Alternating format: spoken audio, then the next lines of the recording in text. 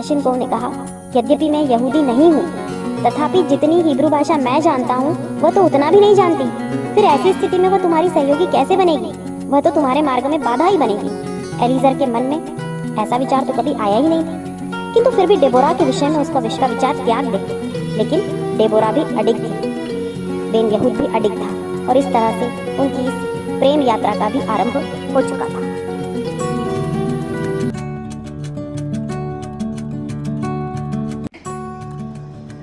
एक ऐसा संबंध शरीर के साथ जिसकी आयु अत्यल्प थी, इस बात को दोनों ही जानते थे, एलीजर और डेबोरा।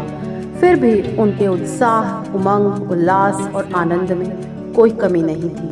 अपितु वे दोनों तो अपने इस सात्विक प्रेम को हृदय की गहराइयों से अनुभूत कर रहे थे और उस अनंत सागर में डूबे हुए थे जिसे हम प्रेम सागर कहते हैं। एक दिन इसी तरह दोनों नौका विहार कर रहे थे। नौका विहार के बाद नदी तट पर जब दोनों बैठे हुए थे, तब सूर्यास्त को देखते हुए एलीजर के मुख से अचानक हिब्रू भाषा में एक वाक्य निकला, प्रिय देखो सूर्यास्त कितना सुंदर है। यद्यपि डेबोरा हिब्रू भाषा नहीं जानती थी, फिर भी उसने उस वाक्य के अर्थ का अनुमान लगाया और पुनः हिब्रू भाषा में ही उसे उच्चारित किया। उसके मुख से हिब्रू भाषा में एक पूर्ण वाक्य सुनकर एलीजर के आनंद की मानो सीमा ही नहीं रही, क्योंकि यह उन दोनों के मध्य हिब्रू भाषा में किया हुआ प्रथम संभाषण था। अचानक एलीजर के हृदय में एक संकल्प का उदय हुआ। उसने इज़राइल देश की दिशा में अपना मुंह किया और डेबोरा का हाथ पकड़ा और उसे कहा कि देखो प्रिय डेबोरा, वही हमारे पूर्वजों की भूमि है जहाँ पे उन्होंने जीवन गुजारा। उसी पवित्र देश में जॉर्डन नदी के किनारे 2000 वर्षों के बाद जन्म प्राप्त करने वाले प्रथम हिब्रू मातृभाषी शिशु की माता तुम बनोगी। हिब्रू मातृभाषा बोलने वाली प्रथम माता के रूप में तुम्हारी ख्याति होगी।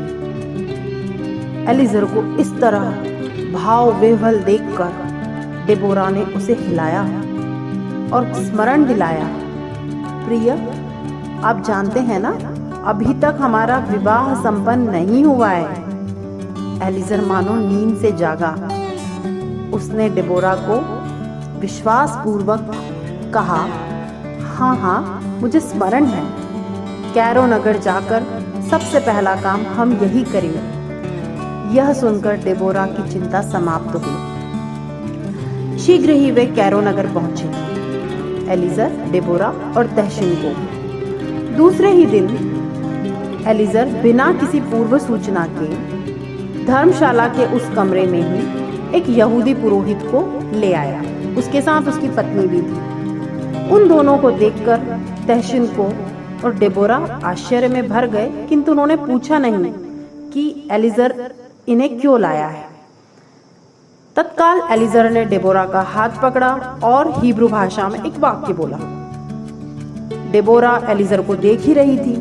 तब तक यहूदी पुरोहित ने कहा कि देखिए, यहूदी संप्रदाय के अनुसार दो साक्षियों के सामने शुद्ध रूप से उच्चारित एकमात्र यह वाक्य आप दोनों का विवाह संपन्न करता है, और आपके इस विवाह के साक्षी मैं, मेरी पत्नी और आपका मित्र तहशिनकोव, हम तीनों हैं। तो बधाई, आपका विवाह संपन्न हुआ। आइए अब हम मिलकर भोजन करें और विवाह का मंगल उत्सव मनाएं। डेबोरा अवाक थी, क्योंकि जिस क्षण की प्रतीक्षा वह न जाने कितने दिनों से कर रही थी, वह क्षण इस तरह से उसके जीवन में अकस्मात घटित हो जाएगा, ऐसा तो उसने सोचा भी नहीं था। किंतु आखिर यह सब सत्य ही था, इसीलिए उसे विश्वास करना ही पड़ा और वह आश्चर्य और प्रसन्नता के मिश्रित भावों से एलीजर को निर्निमेष देखती ही रही। कैरो नगर से नौका द्वारा प्रस्थान करके वे तीनों सबसे पहले जाफ्फा नगर पहुंचे, जहां से उन्हें जेरूसलेम जाना था। यद्यपि जेरूसलेम वहां से बहुत दूर नहीं था, फिर भी उस समय सुविधाओं के अभाव के कारण उतनी दूर जाने में भी बहुत समय लगता था। स्थानीय लोगों की सलाह मानते हुए रात्रि में वे वहीं रुके तथा अगले दिन घोड़ा गाड़ी से आगे की यात्रा आरंभ की। डेबोरा बहुत थक चुकी थी, किंतु एलिजर गाड़ीवान के साथ स्नेहपूर्वक वार्तालाप कर रहा था। एलिजर का वाक्चातुर्य ऐसा था कि यात्रा समाप्ति के पहले ही गाड़ी चलाने वाला हाई जैकब उनका परम मित्र बन गया और आगे हिब्रू भाषा के पुनरुत्थान अभियान में उसने महत्वपूर्ण भूमिका भी निभाई। जब गाड़ी जेरूसलेम पहुंची तब तक सुबह हो चुकी थी। नगर के मार्गों पर नागरिकों का आवागमन शुरू हो चुका था।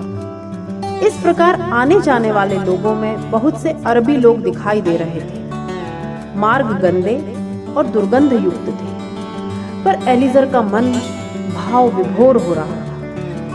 वह सोच रहा था, हमारे पूर्वजों का, यहूदियों का यह परम पवित्र नगर है। उनके चरणों की धूल के कारण यहाँ की अंगुली मात्र भूमि भी पवित्र है। यहाँ की रज का कण कण पवित्र है। और इस प्रकार की भावनाओं में भरा हुआ वह चलता ही जा रहा था और उसके नेत्रों से आंसू बहते ही जा रहे थे। जेरूसलेम में एलिजर का फ्रमकिन नामक एक ही व्यक्ति परिचित था, जिसने अपनी पत्रिका में एलिजर का लेख प्रकाशित किया था। किसी तरह एलिजर ने उसका घर ढूंढा और वे सब वहां पहुंचे। फ्रमकिन ने उन सब का हार्दिक स्वागत किया। एलिजर के लेख के विषय में लंबी बातचीत हुई। इसके बाद एलिजर की भावी योजना क्या है, इसके बारे में उसने पूछा। एलिजर ने कहा, देखो, यह तो निश्चित है कि मुझे अब यहीं रहना है, किंतु मैं कैसे रहूंगा, क्या करूंगा, मेरा जीवन यापन कैसे होगा, मैं अपने लक्ष्य को किस तरह से प्राप्त करूंगा, नहीं जानता। मेरे पास एक सोने के सिक्के के अलावा कुछ भी नहीं है। मुझे शीघ्र ही नौकरी और आवास की आवश्यकता है। विशाल हृदय वाले फ्रमकिन ने उसी दिन एलिजर को अपनी पत्रिका का उपसंपादक नियुक्त कर दिया। जब तक व्यवस्था नहीं होती तब तक अपने घर में रहने के लिए एलिजर के परिवार को निमंत्रण भी दे दिया। एलिजर की समस्याओं का तात्कालिक निवारण तो हो गया, किंतु 5 दिनों में ही यह अनुभव हुआ कि फ्रमकिन की पत्नी के साथ डेबोरा का सामंजस्य होना सरल नहीं है। इसीलिए उन दोनों ने शीघ्र ही आवास परिवर्तन का निर्णय लिया। एलिजर के पास एक सोने के सिक्के के अलावा तो कुछ और था नहीं, और नौकरी का वेतन महीने के अंत में ही मिलना था। फिर भी वह निराश नहीं था। नगर में सभी जगह घूम घूम कर वह घर ढूंढ रहा था। अंत में एक गृह स्वामिनी ने अपने घर में 2 कमरे देने के लिए सहमति दी, किंतु उस स्थान तक पहुंचने का मार्ग बड़ा कठिन था। छत पर 2 कमरे थे और उसमें पहुंचने के लिए रस्सी से बनी सीढ़ी पर चढ़ना पड़ता था, किंतु कोई अन्य उपाय न देखते हुए एलिजर और डेबोरा ने उसे स्वीकार किया और बड़े ही क्लेशपूर्वक सीढ़ी के माध्यम से आरोहण करके उस घर में निवास करना आरंभ किया। अभी एलिजर के हाथ पूरी तरह से खाली थे। घर के लिए अत्यावश्यक वस्तुएं लाने के लिए भी उसके पास धन नहीं था। उसकी चिंता को समझते हुए शीघ्र ही डेबोरा ने मातृगृह से प्राप्त आभूषण को बेचने के लिए दे दिया। डेबोरा के जीवन में त्याग का आरंभ हो चुका था। दूसरे दिन एलिजर जब कार्यालय गया तब डेबोरा ने सबसे पहले घर को साफ किया। उसके बाद उसे याद आया कि दिन के भोजन के लिए घर पर कुछ नहीं है। कहीं से बिस्किट इत्यादि खरीद कर लाना चाहिए, ऐसा उसने सोचा। पिता के घर में वैभव में पली बड़ी डेबोरा घरेलू कार्यों से पूर्णतः अपरिचित थी, इसलिए किसी के मार्गदर्शन की आवश्यकता उसे अनुभूत हुई। ऐसा सोचकर पड़ोस में स्थित एक घर में वह गई और गृहिणी को उसने पुकारा।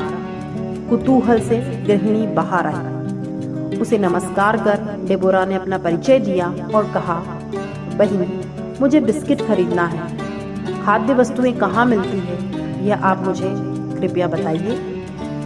गृहिणी ने विस्मय से डेबोरा को देखा और बोली, बहन, यहूदी महिलाएं कभी बिस्किट इत्यादि नहीं खरीदती, बल्कि अपना भोजन स्वयं बनाती हैं। डेबोरा बोली, ठीक है बहन, मैं वैसा ही करूंगी, किंतु मैं तो भोजन बनाना जानती ही नहीं, क्या आप मुझे सिखाएंगी?